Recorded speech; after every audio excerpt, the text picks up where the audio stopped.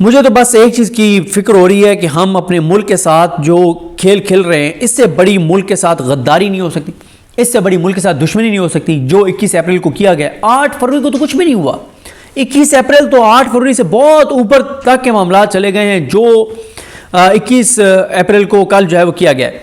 फ़हीम अख्तर मलिक साहब ने ट्वीट किया, वो कहते हैं और इन ट्वीट्स से आपको इतनी इन्फॉर्मेशन मिलेगी और आपको नई चीज़ें समझ आएंगी कि होता क्या रहा है। फ़हीम अख्तर मलिक साहब कहते हैं कि जिस तरह धांधली, जाली वोटिंग, फॉर्म 45 पर पहले से दस्तखत, पोलिंग स्टेशन पर कब्जा, पुलिस का इस्तेमाल हुआ, ये उसी दिन वाज़ेह हो गया था जब ज़िमनी इलेक्शंस में पहली बार ब्यूरोक्रेसी से आरओ लिए गए थे। हालांकि ज़िमनी इलेक्शंस इलेक्शन कमीशन के अफसरान कराते हैं। सुल्तान सिकंदर राजा की जय हो। बहुत इंपॉर्टेंट बात, वो कह रहे हैं कि ये ज़िमनी इंतखाबात जो हैं वो इलेक्शन कमीशन के अपने अफसरान कराते हैं। यहाँ पे ब्यूरोक्रेसी से फिर वही चोर, डाकू और लुटेरे और 2 नंबर घटिया और गलीज और नीच किस्म के ब्यूरोक्रेट्स जो हैं वो बतौर आरओ लिए गए और उन्होंने ये सारा मुल्क के साथ खिलवाड़ किया है। उसके बाद ये कुछ ट्वीट्स हैं, ये फ़हीम साहब के हैं, ये पता नहीं किसके हैं। ज़ाहिर है 3-4 के साथ नाम नहीं है, इसलिए मुझे नहीं पता ये किसने किए हैं। तहरीक इंसाफ को ज़िमनी इलेक्शन के सिलसिले में जलसे करने से हर मुमकिन रोका गया। डीसी से इजाज़त नहीं दी। कुछ रहनुमाओं की ज़मानतें मनसूख करवा दी गई, जिसके बाद उनकी गिरफ्तारी के लिए पुलिस उनके पीछे लगा दी गई, जिस वजह से वो ज़िमनी इंतखाबात वाले हल्कों में कंपेन के लिए ना जा सके। साफ़ियों को पोलिंग के सामान की कवरेज से रोक दिया गया। कवरेज करने वालों से पुलिस ने बदतमीजी की। मीडिया को पोलिंग स्टेशन और आरओ दफातर में दाखिल होने की इजाज़त नहीं दी गई। फिरोजवाला लाहौर में पुलिस ने वोटर्स और मीडिया नुमाइंदों पर तशद्दुद किया, जिसके बाद पोलिंग ही रुक गई। गुजरात के एक पोलिंग स्टेशन पर ठप्पे लगे। बैलेट पेपर्स जो है वो बैलेट पेपर बॉक्स में से बरामद हुए और उसके बाद प्रिजाइडिंग अफसर ने कहा कि हम तो मजबूर हैं। मुतअद्दिद पोलिंग स्टेशन पर बैलेट बॉक्सेस में पहले से ठप्पे लगे हुए बैलेट पेपर्स की पूरी कॉपियां बरामद हुई।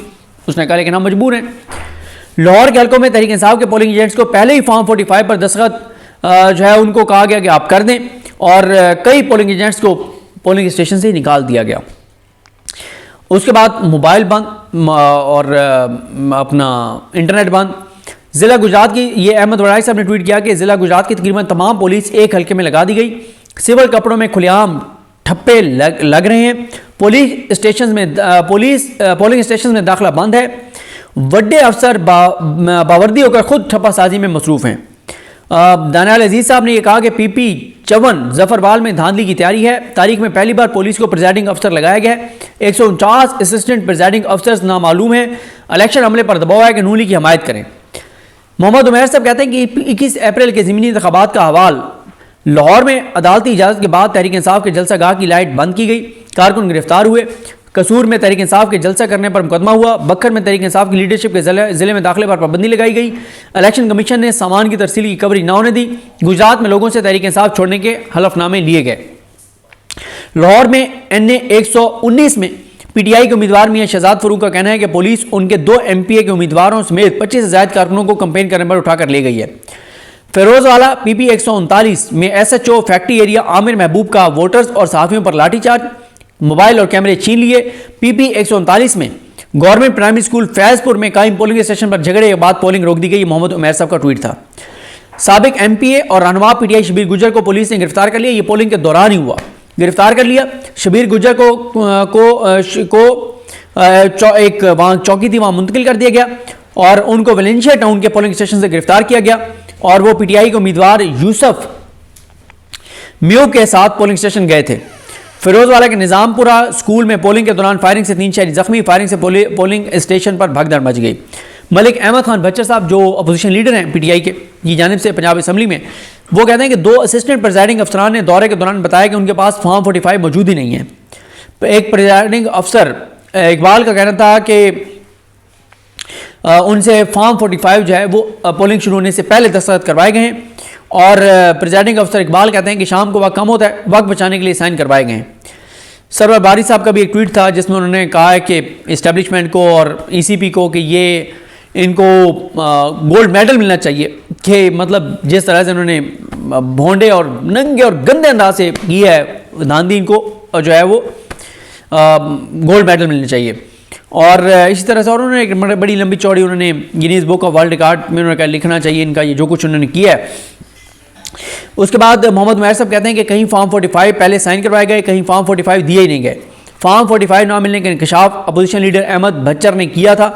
PP 158 जहाँ से मुनीस इलाही इलेक्शन लड़ रहे हैं, ये वहाँ के प्रेसिडेंट अफसर का ख़त है, उसमें भी उसके मुताबिक फॉर्म 45 नहीं मिला। उन्होंने साथ ख़त भी लगाया कि उसने कहा मुझे फॉर्म 45 मिला ही नहीं है। उन्होंने मोहम्मद उमैर साहब कहते हैं कि हाफिज़ ज़ीशान के नुमाइंदे फवाद भुल्लर और मोहम्मद खान मंदनी के नुमाइंदे इरफान अलवी को इंजीनियरिंग यूनिवर्सिटी में RO ऑफिस के अंदर एक कमरे में बंद कर दिया गया। दोनों गिनती के लिए वहाँ मौजूद थे। मोहम्मद उमैर साहब कहते हैं कि PP 158 और PP 164 के RO ऑफिस के बाहर कैदियों वाली वैन्स मंगवा ली गई।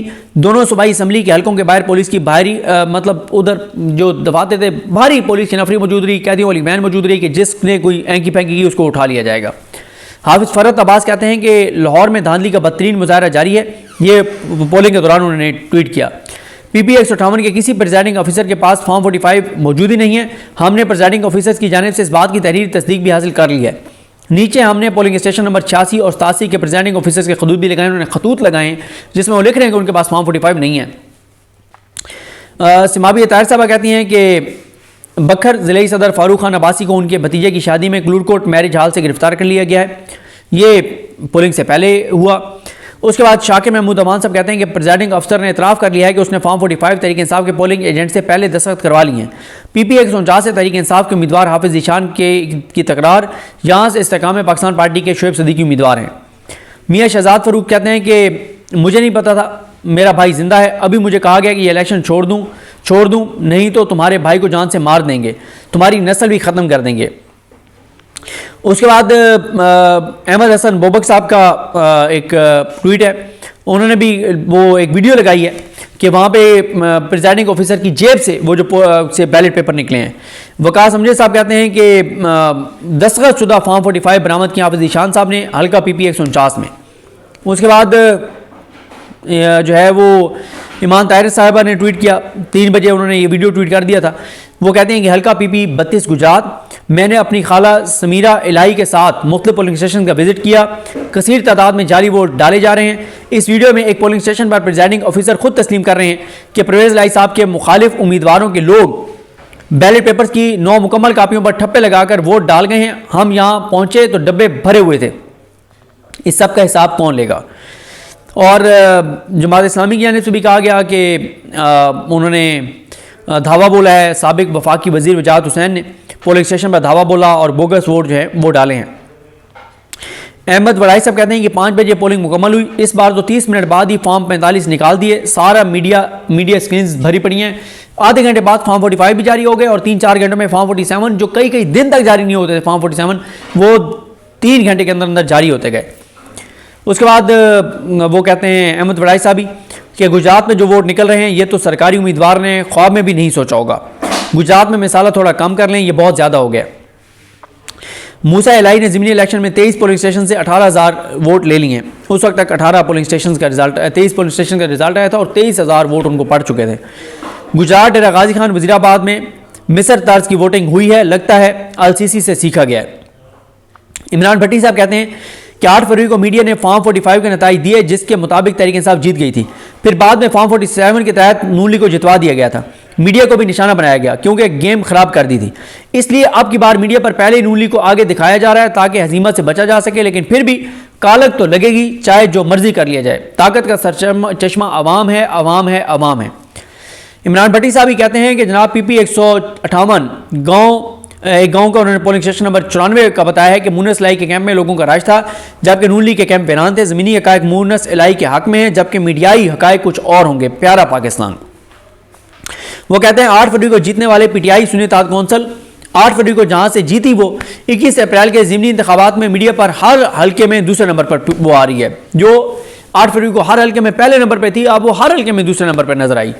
मोहम्मद उमैर साहब ने बताया कि UET में 3 हल्कों NA 119 PP 147 PP 149 के RO ऑफिस हैं, वहां जाने वाले रास्ते बंद हैं। ऐसे ही PP 164 158 के RO ऑफिस काना रोड पर हैं, वो भी बंद हैं।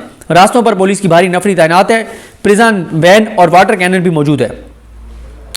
PP 164 जो सीट शहबाज शरीफ ने बमुश्किल 900 वोटों से यूसुफ म्यूज से जीती, वही सीट अब एक नो आमूज लीगी उम्मीदवार जो है वो बिल्कुल एक नया लीगी उम्मीदवार जो है वो PTI के उम्मीदवार यूसुफ म्यूज से 4000 लीड से जीत रहा है और अभी 70% पोलिंग स्टेशन के रिजल्ट आना बाकी। उस वक्त मोहम्मद उमैर साहब ने ट्वीट किया था।